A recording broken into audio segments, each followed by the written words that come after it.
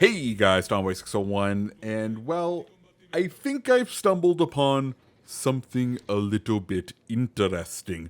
I was going through my destroyer commander, good old Vinny Mordoff, and I went over to Mortar, and it looks like something got changed. You may see it says main destroyer main battery shell HE shells get a 10% buff. Destroyer main battery AP shells get a buff, and then Destroyer main battery SAP shells get a buff.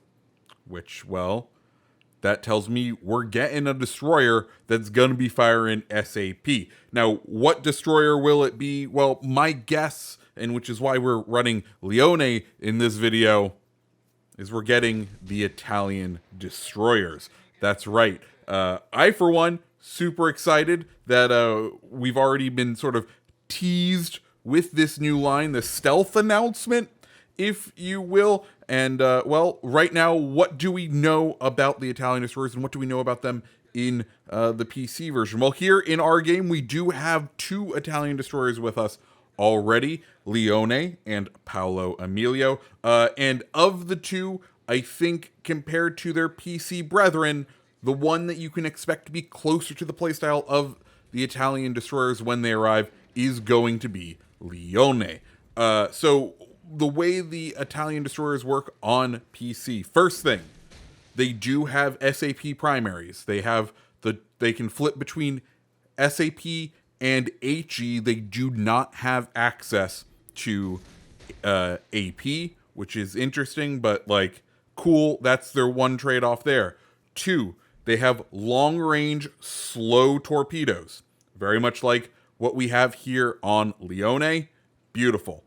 Three, they have exhaust smoke generators, just like we have here on Leone. And then the final trait that is going to make it, well, very different from Leone is their concealment and their firing range. Because on the PC version, the distance between their spotting range and their firing range is nearly one and the same. Or for a lot of them, you actually will be spotted before you are able to fire at anyone else. So a little bit of a difference there. So that one will probably be a bit difficult for people to get used to, but if they come over like they are over on PC, that is something that we can expect. Now, when can we expect these ships? I don't know.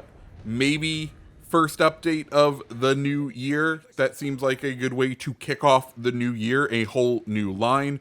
But, you know, time will tell. I'm sure we will begin to see people, our wonderful super testers, out on the high seas when that time is getting closer. But for now, I'm just going to say we have the Italian. We have a interesting hint at an SAP destroyer coming this way. And we already do have one Italian commander with mortar in place. So I think we already kind of have the infrastructure that is necessary for us to have the Italian destroyers. And as was said in one of the Wargaming streams a long time ago, before any new line gets added, we would most likely see the commanders come first. That way they can set the groundwork for that new line. We see this all the time. You know, generally what happens is they'll release a couple of ships as premium versions of that line a while out, and then that line gets introduced. So here we have it. We will most likely be getting the Italians. So that's that. Now let's go and talk about the game. We spawned over at D and then quickly broke off because we saw that there was an enemy capturing the B point, and we figured we could head him off. We ended up taking out that Fubuki, and now we are waiting for our smoke generator to come back online. We're trying to get into cover where we can use our guns. The Italian guns, incredibly slow firing guns. They are painfully slow for most destroyers, but thankfully, at least the Italian, when engaging another destroyer, if you can hit, they do tend to hit like a truck. So we're going to go ahead Thankfully, that New Mexico has been dealt with, and now we're gonna do what we love to do in Paolo and what you can do in Leone if you want to set her up this way. We are going to do the good old Paolo rush, the YOLO Emilio here on the Bayern. So we're going to set up. We have 13 seconds until our smokes come back online. Torpedoes are reloaded. The torpedoes do have an incredibly fast reload speed to the point where you can have two racks out swimming fishes simultaneously. That's just how great they are. So we are charged. We got that 5.6 kilometer detectability. Once we cross over that 5.6 kilometer detectability, we're going to pop that smoke, take a couple hits from the secondaries, because hey, those boys, right on. They're ready to shoot anybody who wants to come near. Kind of reading the ship, trying to see which way we want to go. And as we can see, his guns are turned off to his port side. We want to try to come in on his starboard. So we hook a hard right here. Our smoke generator is running out. Unfortunately, without the engine boost, we aren't able to cover the full distance in the cover of smoke, but that's okay by us. We let the first set of torps swim, and then if just in case he starts to make some maneuvers, we're going to go ahead and fire the second rack of torps rather late on this one, but we take him down, and thank God there is no damage or collision penalty. So that's one more battleship down. What can we do next? Well, there's a Leander pushing through the middle right now. We don't want to really push into him. His the British light AP would make handy work of us, and we are in a high DPM destroyer. We can hold our own against other destroyers, but we need to kind of pick our fights and be at range. Against that Leander over the sustained engagement, not going to win for us. So A looks like a nice open and available thing, and there's two battleships over here, so we can kind of hover around the outer extremities of their ranges and see if we can start landing some torps and trying to be a little bit of a bother to them. So Hyuga, he's kind of just reversing. We'll see this strategy play out through almost the remainder of the match, where this Hyuga prefers to head in reverse than in forward. I don't know if he was just like, yeah, reverse is best, more guns, more better. But we go ahead and let those torps fly out at Hyuga, and then we see that Mackensen is actually pretty primed for a torpedo launch. They should be sort of aware of our position, just because we do in fact have the cap ticking down. So we do want to be a little cautious, because they should know, or if these players are kind of thinking about it, they should know that there's a destroyer in the area. They may not know which destroyer is left, and given that we are kind of out of smoke, we are kind of left to kind of two options when it comes to engaging these guys. One, sending torps their way, or two, trying to find an island that we can hide behind and trying to set some fire. So we're about to capture C. We can see Mackensen very happy, pushing, just kind of pushing in. Torpedoes out towards Hyuga, miss. Mackensen, they're looking okay, but they are very slow, and it looks like he's going to sail right past them. But we can kind of start plotting our fun, because one thing that is nice about Haven is all of these rocks. Ooh, we do get one nice little hit. Are all these rocks? You can see Mackensen is slowing down.